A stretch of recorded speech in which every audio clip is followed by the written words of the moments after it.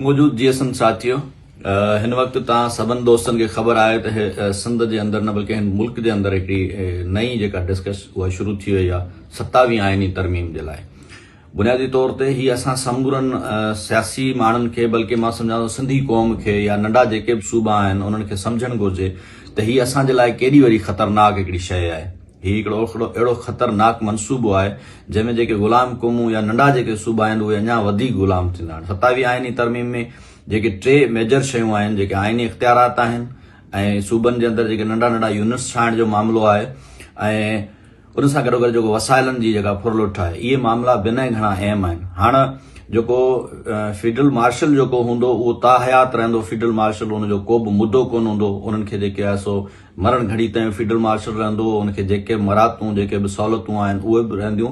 उन सां गॾोगॾु हुन ते को बि केस न थींदो। समूरनि केसनि खां सामूरी जो जवाबदार जेके कोर्टूं आहिनि उन्हनि खां उहो आजो हूंदो ताहयात।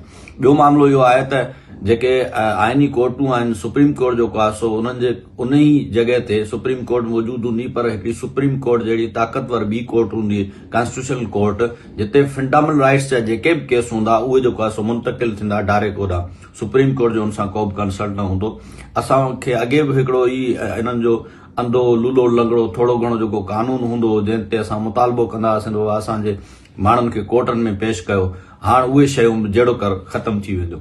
उन खां सवाइ जेको असिस्टेंट कमिश्नर आहे, जेको कमिश्नर आहे, उनखे इख़्तियार हूंदा त हू 2 सालनि ताईं कंहिं बि माण्हू खे जेको आहे सो उहो क़ैद करे सघे थो, उनखे सज़ा ॾियाराए सघे थो। उन खां सवाइ सूबनि जो जेको मामिलो आहे, सूबनि जा जेके बि वसाइल हूंदा, सूबनि जा जेके मिनरल रिसोर्सिस हूंदा उहे डायरेक्टली फेडरल गवर्नमेंट जे हवाले हूंदा, वफ़ाक़ जे हवाले हूंदा ऐं उन्हनि जो सूबनि सां उन्हनि जी मालियत या उन्हनि जी जेको आहे सो हकमियत न हूंदी। त ही जेके मामला आहिनि उन सां गॾोगॾु जेको नंढा नंढा जेके यूनिट्स आहिनि उन्हनि जो जेको मामिलो आहे त ही तमामु घणा अहम मामला आहिनि। असांखे सियासी माण्हुनि खे इन ई लाइ हिकिड़ो सगारो आवाज़, सगारी हिकमत अमली जोड़नी पवंदी, छो त ही कॉन्स्टिट्यूशनल जेको कोर्टूं आहिनि इहो सुभाणे असां लाइ तमामु वॾियूं ॾुखियूं ऐं नुक़सानकार इहे साबित थींदियूं। उन सां गॾोगॾु जेके ही हिकिड़े तबिके खे जेके समूरा इख़्तियारात जेके मिलनि था, उहे समूरा इख़्तियारात हिन वक़्तु बि जहिड़ो करे उहे हलाइनि था अनऑफिशियल। हिन आइनी तरमीम खां पोइ जहिड़ो कर ऑफिशियल समूरा मामला जेको आहे सो उन्हनि जे हवाले थी वेंदा। पोइ तव्हांजूं असेंबलियूं उहे यरगमाल हूंदियूं, तव्हांजूं कोर्टूं यरगमाल हूंदियूं, तव्हांजा जेके बि प्लेटफॉर्म आहिनि उहे यरगमाल हूंदा। पोइ तव्हां फंडामेंटल राइट्स जे तहत किथे बि जेको आहे सो इहा घुर नथा करे सघो त असांखे आइनी ऐं कानूनी तहफ़ुज़ ॾिनो वञे। जीअं असां ख़ासि तौर ते नेशनल्स जेके माण्हू चवंदा आहियूं त बाबा असांजे माण्हुनि खे त जेकॾहिं को ॾोह आहे त उन्हनि खे अदालतनि में पेश कयो। पोइ उहे अदालतूं जेके आहिनि उहे उन्हनि जे क़ाबिज़ हूंदियूं, उन्हनि जे मातहत हूंदियूं ऐं उहे जेके चाहिनि उहे फ़ैसिला करे सघनि था।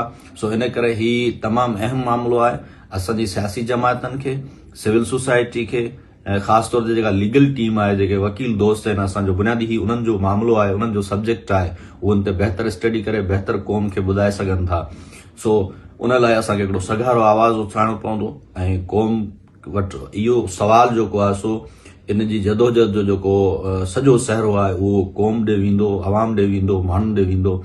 छो त ही अहिड़ी शइ आहे ऐं अहिड़ो पेचीदा मामिलो आहे जेको असेंबली में वेठल जेके माण्हू आहिनि उन्हनि जा मुफ़ादात आहिनि, उनजे करे उहे उन्हनि मुफ़ादनि ते समझोतो न कंदा। छो त मथां जेकी धुर वेठी आहे उहो हिकिड़ी क़ाबिज़ धुर आहे। सो इहो वरी असांखे प्रेशर जेको आहे सो आवाम मां उथारणो पवंदो, माण्हुनि ॾे वञिणो पवंदो ऐं माण्हुनि जी जदोजहद ई रंग आणे सघंदी। मूंखे उमेदु आहे सिंध वरी जेको आहे सो हिकिड़ी नए जदोजहद जी आगाज़ कंदी ऐं नतीजा वठंदी।